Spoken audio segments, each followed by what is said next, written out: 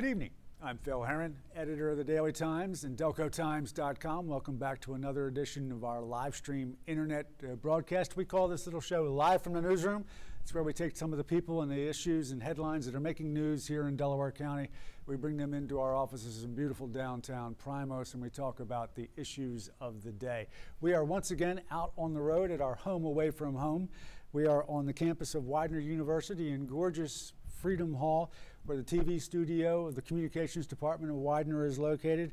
Our thanks, as always, to the PR maven here at Widener, Dan Hansen, who's invited us back again this semester to stop by once a month, and we are once again being able to utilize the great students of Professor Tim Sapansky. They actually get an opportunity to do some of the behind-the-scenes work. They run the cameras and the sound, and they try desperately to make this face look good and fail miserably at that chore, as I might add. Tonight we're going to talk about a very special program and some very special students here on the campus of Widener, and it's a little different look at some of the students. We have had an awful lot of news in the last week or so coming from college campuses across the state and across the nation, and to be frank, that has not always painted students and young people in a necessarily good light. We're going to take a little different look at a program here that is very, very successful at Widener and a model for much of the region who sends their students here for this specific program. And we're going to talk about what it is that attracts kids here and what it is about this program that is so successful. Tonight we are going to talk about students who are involved in ROTC, that is Reserve Officer Training Corps.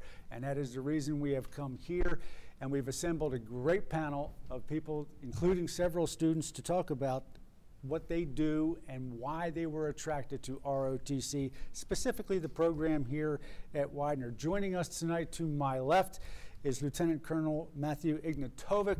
He is the battalion commander of the Dauntless Battalion Widener ROTC program, and we're going to talk a little bit in a few minutes about the significance of that idea of the Dauntless Battalion here at Widener. We move out farther out to my left. As we move out along the panel, we have Keith Carbell, who heads up the recruiting and enrollment here at the Widener Dauntless Battalion ROTC program. And then our very, very special guests, three students who are actually involved in the ROTC program. All the way out on the far left is Lloyd Flores, who's a junior poli-science student. And then as we move in next to him, we have Haley Fotis, who is a senior nursing student. One of the things that we're going to talk about is the incredible success of the nursing program here with Widener's ROTC. And then next to her, as we work our way in, is Alex McCarthy, a junior environmental science student. A reminder, we are an interactive show. You can log on to DelcoTimes.com, take part in a live chat. If you have questions or things you'd like to see answered, I've had an opportunity to solicit some questions from our readers about the program. We'll get to those in a bit. And the one good thing about it, if you don't happen to get a chance to see the program live, it is always archived on DelcoTimes.com, so you can go back and watch it when you get the opportunity. Colonel, if you don't mind, I'm going to start with you. What is it specifically today that is so wildly attractive about the ROTC program in general, and specifically the program that you're operating here at Widener?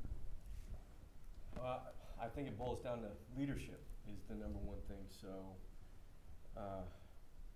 if a student is interested in learning about leadership and being a part of a group of students who mentor, teach, coach, lead, and especially straight coming in as a freshman, is the association with ROTC. What's wonderful and so rewarding for us as cadre and faculty is to watch a young man or woman come in as a freshman, and then by the time they transition to their sophomore, junior, and especially their senior years, that transition from being taught and led to teaching and leading others. And I get goosebumps thinking about that. It's tremendously rewarding, and it's why I love doing the job I do, and our cadre love doing what they do.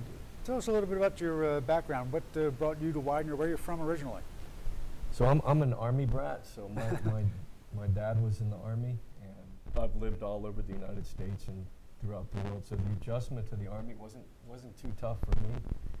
It's always sad to say goodbye as you meet some friends and make those friends, especially when you're really young.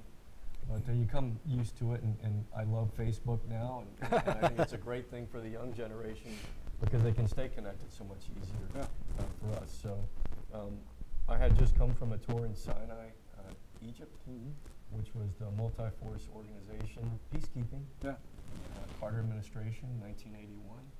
Our President Carter put it together, and we're still doing that mission and out in the Sinai desert. So it was a big leap coming from that environment back to cadets. It's my second time doing the professor of military science. How long have you been here at Widener? So this is my second year being at Widener. It's wonderful. It's great to be back near where I commissioned. I commissioned out of Valley Forge Military College and completed my undergraduate at the Richard Stockton College in New Jersey. Great. So it's been 20 years later, back to good cheesesteaks and pizza and good people. Keith, let me turn to you now. Is there a specific factor that you think that sort of designates a kid that you think would be interested in ROTC?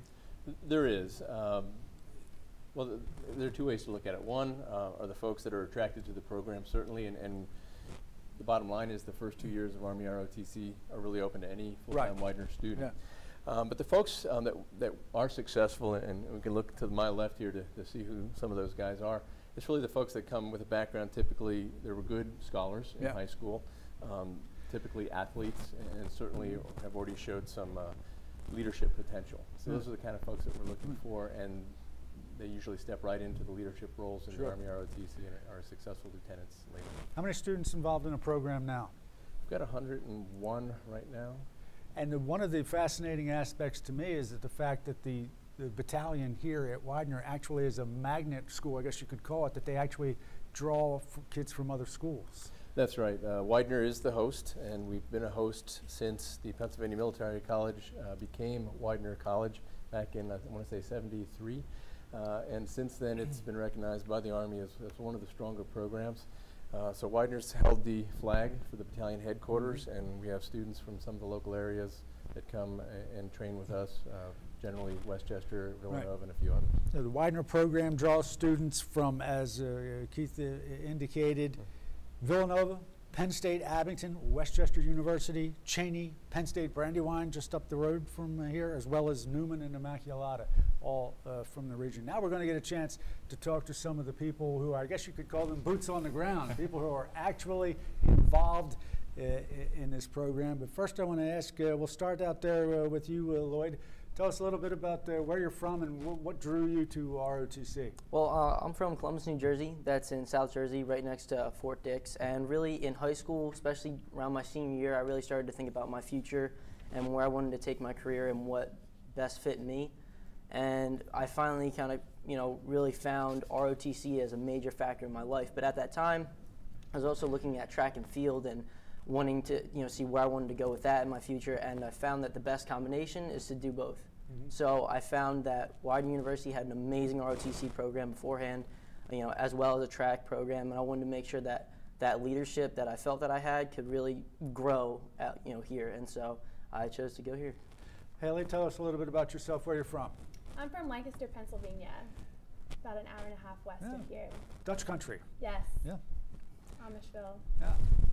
It's funny because we did another show, I think it was on one of the nursing programs, and it was a girl from Lancaster. Lancaster have a real draw down here. What high school did you go to? I went to Manheim Township High School. Okay. Right in the center of Lancaster County. All right. Alex Jr., where are you from? I'm from Lafayette Hill, so I'm about a half hour from here. Yeah. I've had other siblings and family members in the military, so I originally started out at Penn State Abington before transferring over to Widener, and the military has always been an option for me. So fully realizing ROTC wasn't necessarily an academy really fit everything that I was looking for. Now, I ask all three of you again as well. Did you have an interest and were active in high school as well? Yeah, I was my junior class vice president. I was an active member on multiple sports teams. So I was always drawn to being in charge of people and really participating in activities. Haley, you knew in high school? No, actually I did not. Originally, my freshman and sophomore year of high school, I really didn't really consider the military at all until I had a family member pass away who was in the military. I say it was almost an aha moment. Yeah. A couple of days later, actually, my mother told me about one of her family friends who actually was in the ROTC program here at Widener. And I had a travel bug back in high school. I wanted to travel the world, and I knew I wanted to be a nurse as well. Yeah.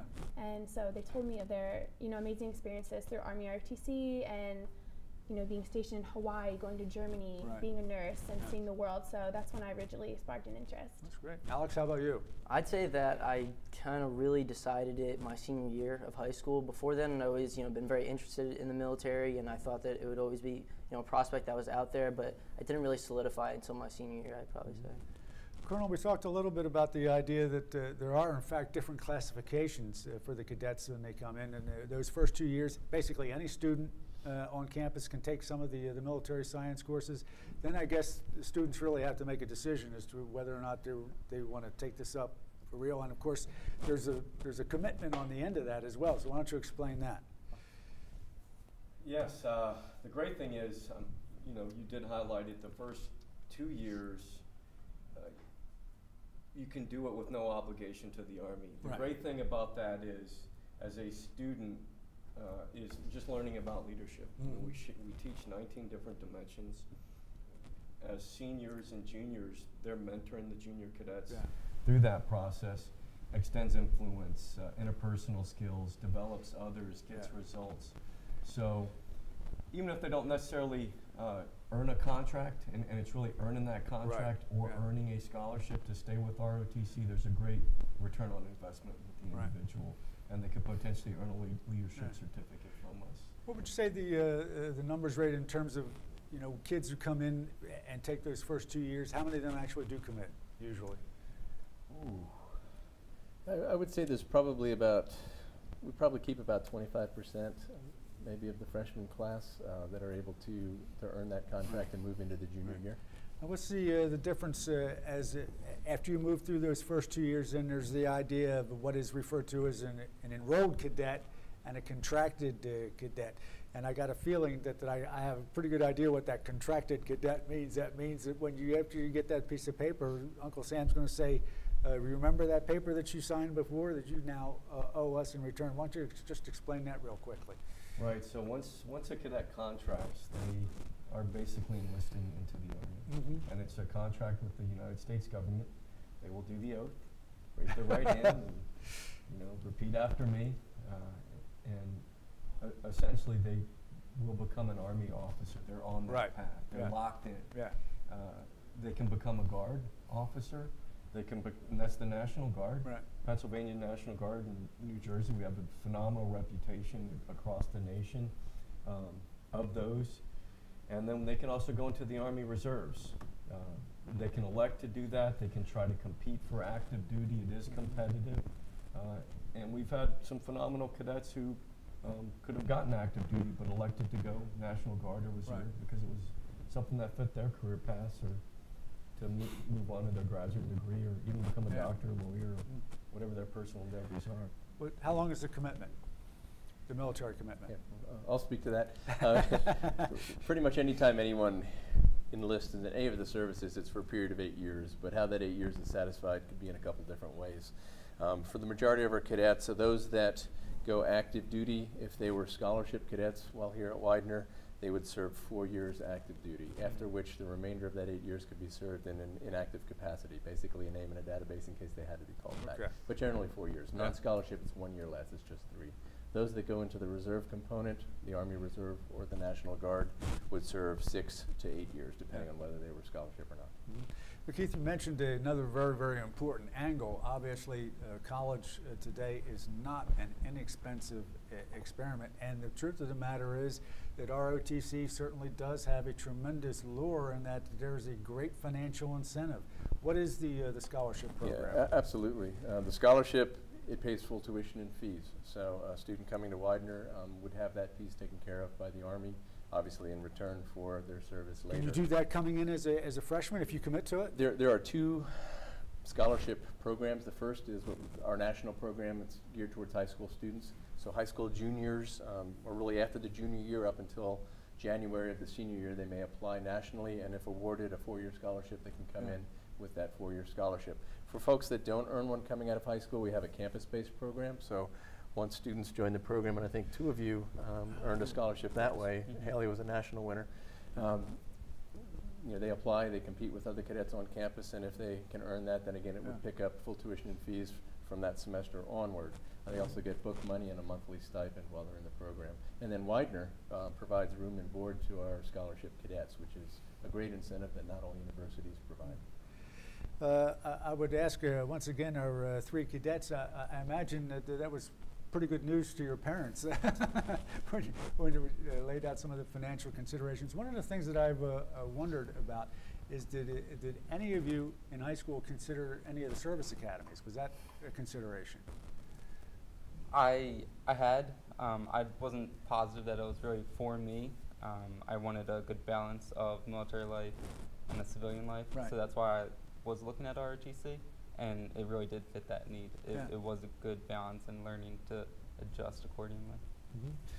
Haley, I'm going to put you on the spot now. You're going to talk to someone now who is really very, very old, who went to college in the 70s. And in all honesty, there was a reputation that ROTC had in the 70s, which I imagine is not the same now. Talk a little bit about what the atmosphere is like on campus and how other kids